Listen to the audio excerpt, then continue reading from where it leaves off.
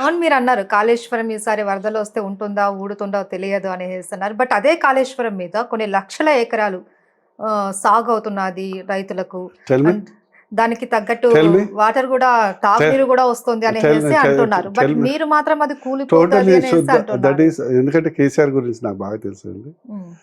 కాళేశ్వరం ఏంటంటే గోదావరి నది మీద కట్టింది, పైన పోచంపాడు, ఎల్లంపల్లి, అక్కడి నుంచి ఇంకోటి వస్తుంది హ్మ్. వెనుగంగ అని ఇంకోటి, రెండు కలుస్తాయి. తర్వాత గోదావరి మెయిన్ బ్రాంచ్ అవుతుంది. మేడిగడ్డ కట్టి, అంటే కిందికి వచ్చే నీళ్ళు మేడిగడ్డ కట్టి, అన్నారం కట్టి, సుందిళ్ళ కట్టి, ఇక్కడి నుంచి దీంట్లోకి, దీంట్లో నుంచి దీంట్లోకి, దీంట్లో నుంచి దీంట్లోకి, దీంట్లో నుంచి దీంట్లోకి. హ్మ్. మరి ఈ వర్షం వస్తే నీళ్ళు కిందికే కదా వచ్చేది, కామన్ పాయింట్. సో ఇప్పటి వరకు నేను చెప్తున్నా కదా, 30 TMC లిఫ్ట్ చేసింది. ఇదివరకు ఎప్పుడు అక్కడ మోటార్ ఆన్ చేయగానే వర్షం వచ్చేది, ఎత్తిన నీళ్లు మళ్ళా కింది పోయేది. ఇది జోక్ అయిపోయింది. సార్, మీరు అంటున్నారు ఇప్పుడు దాంతో పెద్ద ఉపయోగం లేదు, ఖర్చు తప్పితే అనేసి. బిఫోర్ కాళేశ్వరం మనం చూసుకుంటే ఎక్కడ పంటలు లేవు. That's wrong aspect. మీకు లాస్ట్ మీరు 9 years రికార్డ్స్ తీసుకోండి, full of rains entire country. మాకు మిడ్ మానేరు, ఎల్ఎండి, పోచంపాడు ఇవన్నీ మెయిన్ నదులు. వర్షం ఫుల్ వచ్చింది, అందుకొరకు నీళ్లు ఉన్నాయి. మరి పవర్ విషయం మీరు ఇప్పుడు నేను అదే ఐఎమ్ సో హ్యాపీ. నేను ఒకటే చెప్తాను, తెలంగాణ రాష్ట్రంలో వచ్చినప్పుడు 7,700 మెగావాట్లు తెలంగాణలో ఉత్పత్తి సాధ్యం. ఇప్పుడు మేబీ 2023 16,000, రఫ్లీ 14,000, 16,000 లెక్క కాదు, 14,000 డబుల్ అయింది. నాకు ఒక్కటి చెప్పండి, కేసీఆర్ డబుల్ అంటే 7,700 మెగావాట్లు కొత్తగా వచ్చినట్లు. కేసీఆర్ ఎక్కడ ఉత్పత్తి చేశాడు? కొత్త పవర్ ప్లాంట్ కట్టాడా? కొట్టాలి కదా 7,700. ఒక్క భద్రాద్రి పవర్ ప్లాంట్ 600 మెగావాట్లు కట్టిండు. మిగతా 7,000 మెగావాట్లు ఎక్కడి నుంచి వచ్చింది? చెప్పండి. మీకు ఒకసారి సీన్ 2014 బిఫోర్, అప్పుడు కేసీఆర్ కూడా ఉన్నాడు కదా రాజకీయాల్లో. కరెంటు కోతలు, వాటర్ ప్రాబ్లం, బొగ్గు కొరత గుర్తుందా? ఇవన్నీ ఉన్నాయి. 2014 తర్వాత తెలంగాణ వచ్చిన తర్వాత ఈ మార్పు వచ్చింది. తెలంగాణ వచ్చిన తర్వాత మార్పు వచ్చిందా, మోడీ వచ్చిన తర్వాత మార్పు వచ్చిందా? తెలంగాణ వచ్చిన తర్వాతనే మార్పు వచ్చింది అంటారు. లేదు, దట్స్ రాంగ్ ఆస్పెక్ట్. మరి మోడీ ప్రభుత్వం అంతకు ముందు కూడా ఉంది కదా. మోడీ లేదు, ఎక్కడుంది? రెండు ఒకసారి కదండి. అలా కాదండి, ఇప్పుడు 2014 కదా మోడీ అన్నది నేషనల్ పార్టీ కదా. National party government 10 years Congress కదా. కానీ నేషనల్ లో పార్టీ ప్రతిపక్షాలు ఉంటాయి, గవర్నమెంట్ అయితే కాంగ్రెస్ కదా. మోడీ వచ్చాక ఏం చేశారంటే వెరీ గుడ్ పవర్ పాలసీస్ తీసుకొచ్చారు. ఈరోజు 7,700 మెగావాట్ల ఉత్పత్తిలో 5,500 మెగావాట్లు కేవలం solar energy by private companies. అంటే సోలార్ దీని వల్ల వచ్చింది అంటారా? Solar energy, that to because of the Modi's policy. Banking investment facilitate చేసి వాళ్ళకి చేయటం. ఓన్లీ 600 మెగావాట్లే. అండ్ 1,400 మెగావాట్లు కొత్తగా కట్టింది ఎన్టీపీసీ, కేంద్ర ప్రభుత్వం. అందులో 80% తెలంగాణకు వస్తుంది. ఇంకోటి మీకు కైండ్ ఇన్ఫర్మేషన్, గతంలో ట్రాన్స్ఫార్మర్ పేలిపోయేది ఎందుకంటే single face, triple face, industrial same ఉంటుండే. మోడీ గారు వచ్చిన తర్వాత ఉదయ్ స్కీమ్, చాలా మంది తెలియదు, ఉదయ్ స్కీమ్ కింద దాదాపు 43,000 కోట్లు జెన్కోకి ఇచ్చాడు. 23,000 కోట్లు, మొత్తం దాదాపు 73,000-74,000 crores అండర్ దీస్ 2 schemes వీటికి ఇచ్చారు.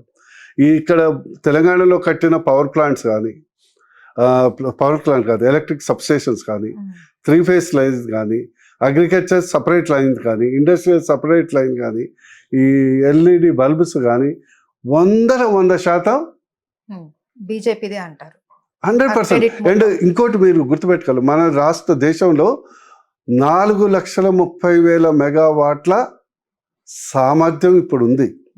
అందులో మనం దాదాపు 2.5 లక్షల మెగావాట్లే ఖర్చు పెడుతున్నాం.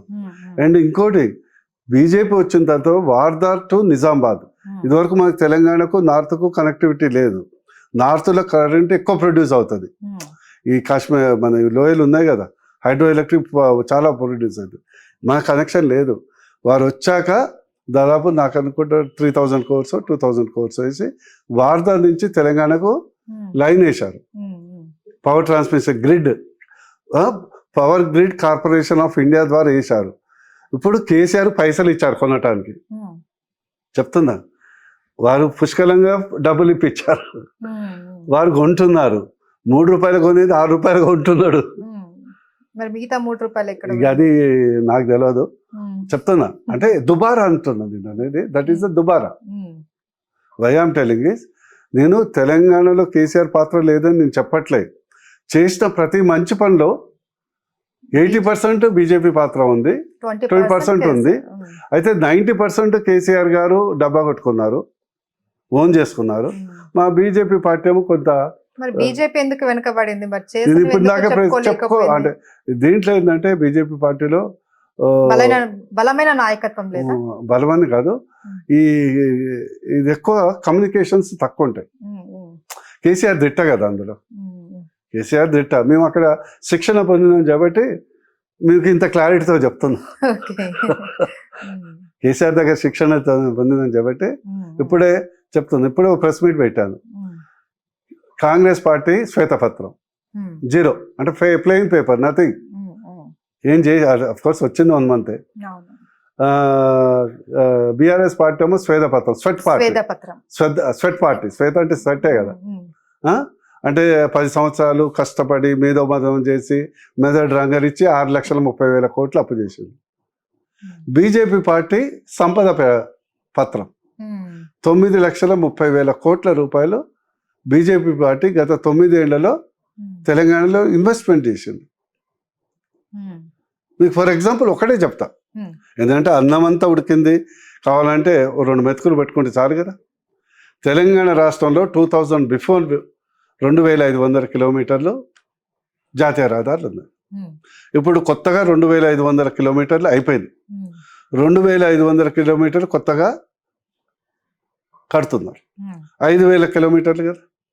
5,000 కిలోమీటర్లు ఒక్కొక్క జాతీయ రహదారి కిలోమీటర్కు యావరేజ్గా 20 to 30 crores అవుతుందండి. 20 నుంచి 30 కోట్లు. అదంతా ప్రైవేట్ సెక్టర్ కదా. ప్రైవేట్ కాదు, పబ్లిక్ సెక్టర్ అండి. భలే ఉన్నారు. ప్రైవేట్ సెక్టర్ ఎందుకు వేస్తారు?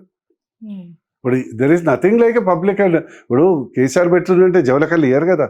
మీరు వాడే హెయిర్ ఆయిల్, మనం కట్టే జిఎస్టీ, మనం పూర్తిగా మందు అక్కడి నుంచే కదా. There is nothing like A government money. ఈ మనీ అనేది ఇన్ఫ్రాస్ట్రక్చర్ అవుతుంది, డెవలప్మెంట్ అవుతుంది. నా రిక్వెస్ట్ ఏంటంటే మీ ద్వారా ప్రజలకు పార్లమెంట్లో మీరు కనీసం బీజేపీకి అవకాశం ఇస్తే, ఎట్లాగ మోడీ గారు వస్తారు, అన్ని సంకేతాలు అయితే మోడీ గారు 3వ ప్రధానమంత్రి అవుతారు. ఇక్కడ కాంగ్రెస్ అట్లాగ వచ్చింది. ఇప్పుడు ఎట్లయితే మాలాంటి వాళ్ళము మేమందరం ఎక్కువ ఎంపీలు బీజేపీ నుంచి ఉంటే ఏమవుతుందంటే బీజేపీ పార్టీ హైకమాండ్ కూడా మోరల్ అబ్లిగేషన్ అవుతుంది.